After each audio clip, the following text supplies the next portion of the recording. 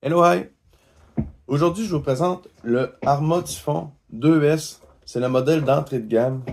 665 mégas, 4x4. C'est vraiment une belle bébite.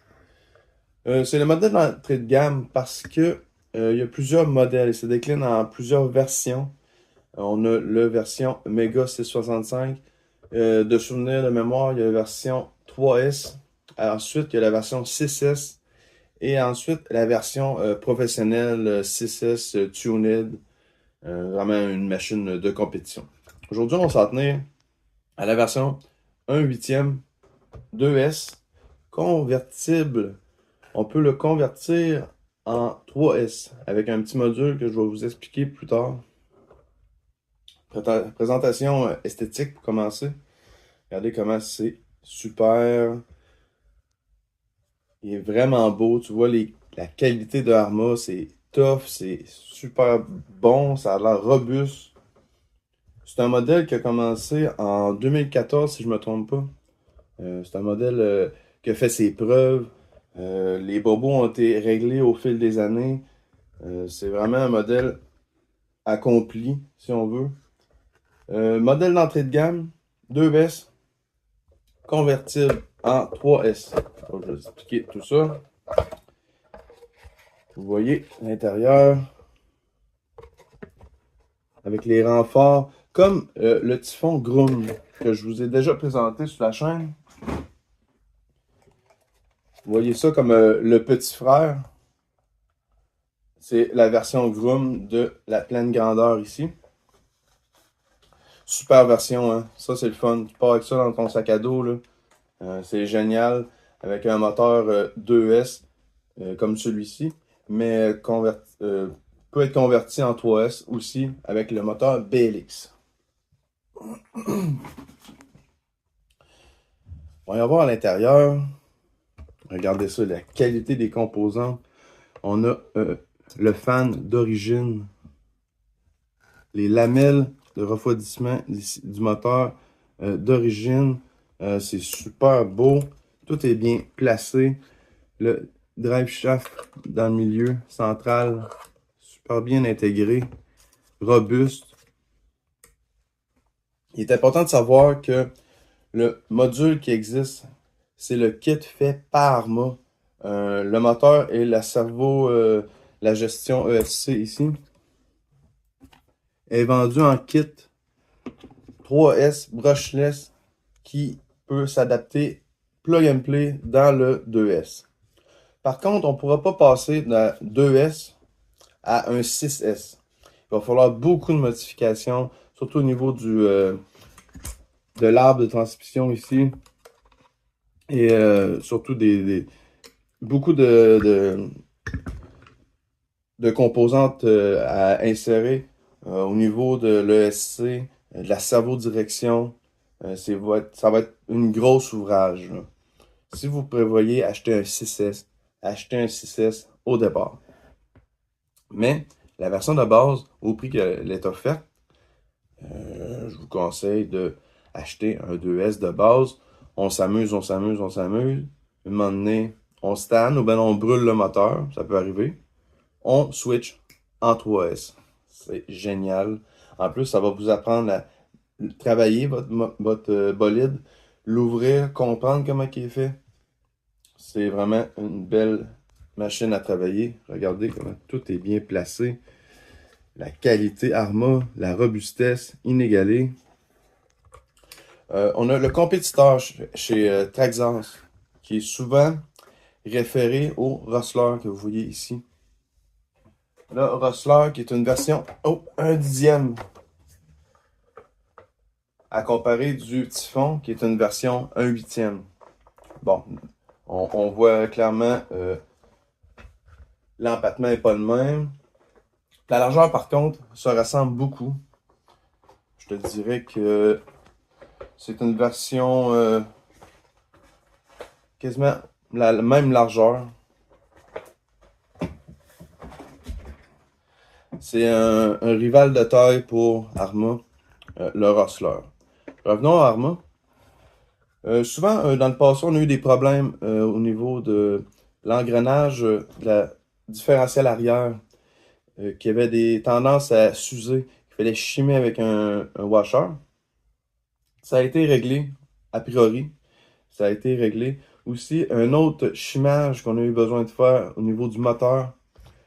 Ici, a priori aussi, ça a été réglé.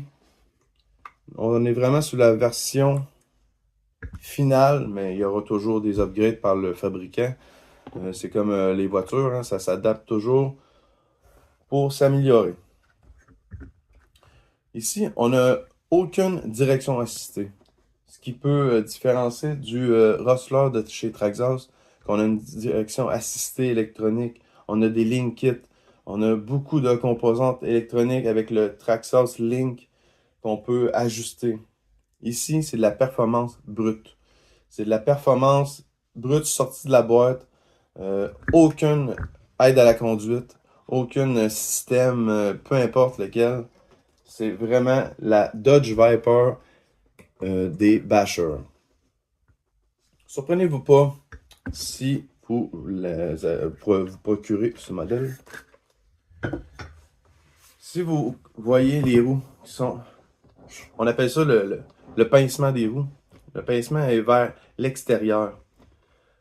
Vu qu'il n'y a pas de système d'aide à la conduite, on fait un pincement extérieur. Comme ça va aider beaucoup dans les courbes. Dans les courbes, on va garder une stabilité parce que l'inverse qui est plus souvent vu, c'est un pincement d'1 ou 2 degrés vers l'intérieur pour garder une bonne stabilité en ligne droite.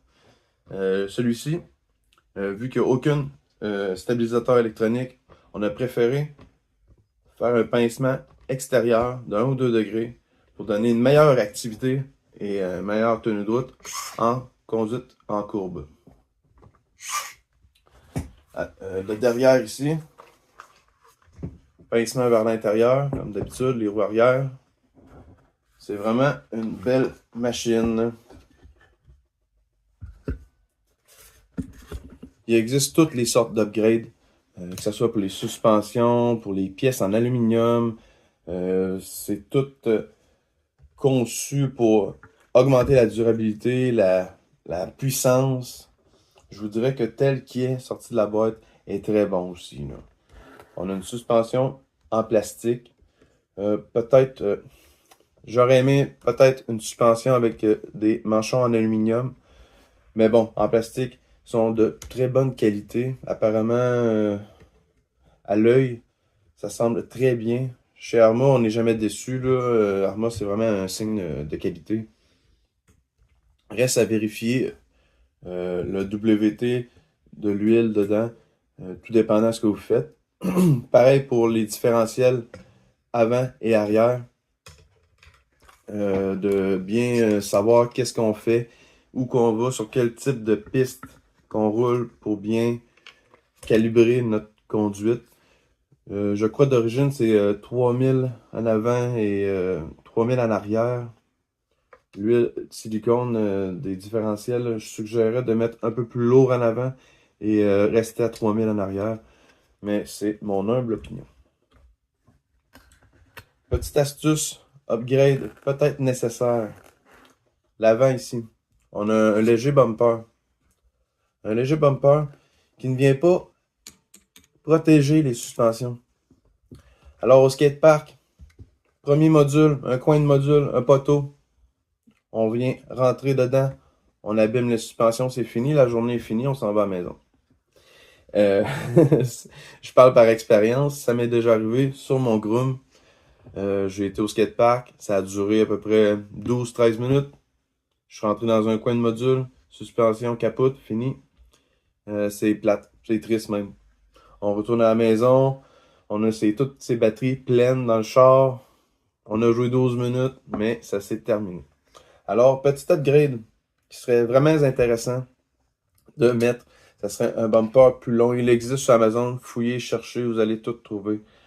Un bumper qui arriverait au moins pour couvrir la superficie complète entre les deux amortisseurs. Les roues, très bon rime. Ces rimes-là, c'est mes préférés de toutes. Les cailloux, les branches, les roches, rien prend dans les rayons parce que c'est des faux rayons, vous voyez, c'est vraiment protégé. Exactement comme le Groom, c'est les mêmes. Pas la même grosseur, mais les mêmes modèles.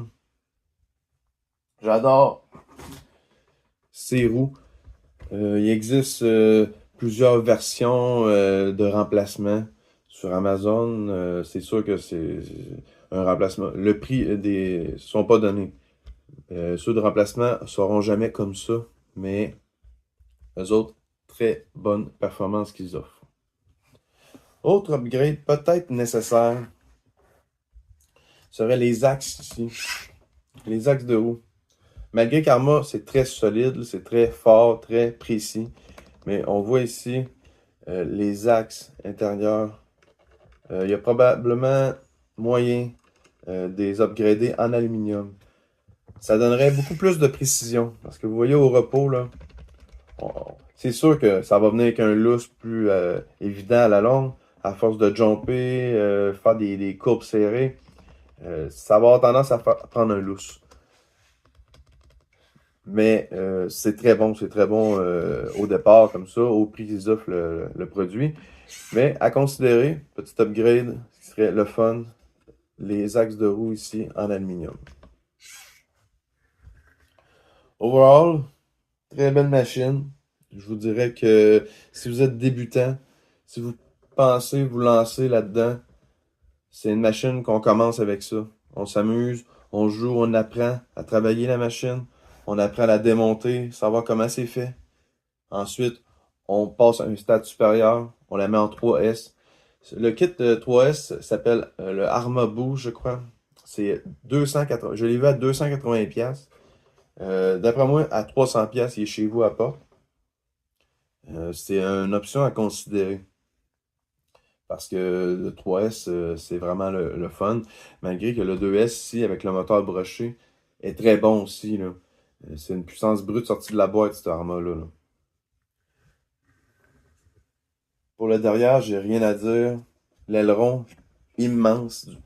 L'aileron immense va protéger tous les dégâts. Soit qu'il tombe sur à l'envers comme ça. Ça va protéger la carrosserie même. La carrosserie est le fun aussi parce que c'est plus, il n'y a plus les pins, ils ont couvert par des petits morceaux en plastique ici. C'est rendu un piton qu'on appuie. On va rendre ça ici. Oh. Et voilà. Carrosserie de très belle qualité. Il est super beau. Il existe en plusieurs couleurs. C'est vraiment un modèle que j'affectionne beaucoup. C'était mon premier choix entre le Rustler au début et celui-ci. J'ai opté pour le Rustler parce que plusieurs inconvénients de celle-ci je ferai une vidéo plus en détail sur le Rustler, mais celui-ci est très bon. Les roues, c'est du 17 mm X, comparativement à plusieurs autres que c'est 12. Celui-ci, c'est 17. En conclusion, très belle machine pour commencer. Peut-être à offrir à un plus jeune qui veut commencer, ou même quelqu'un qui n'a jamais touché à ça. C'est vraiment un beau modèle pour débuter. Et sur ce, je vous laisse là-dessus. Merci. Bonsoir. J'aimerais remercier l'abonné et l'ami Steve Auclair pour m'avoir prêté son Typhon 2S flambant neuf. Merci beaucoup, Steve.